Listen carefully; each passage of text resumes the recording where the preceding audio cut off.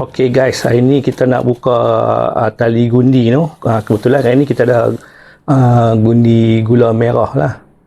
Gundi gula merah. So tak kira lah gundi baja ke, gundi beras ke, gundi simen ke, apa yang macam ni kan. Konsep dia. So cara dia senang je. Kita tengok punca dia ni. No, ada dua. Kan? So kita ambil satu.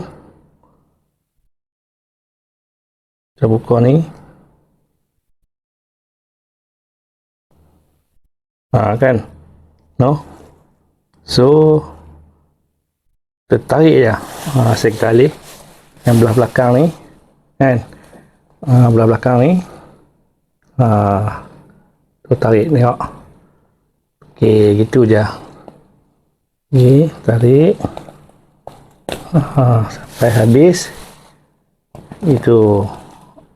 Selesai. So bunyi ni dah boleh buka dah, tak perlulah kita tetah kan, potong kat mana. Okey, clear.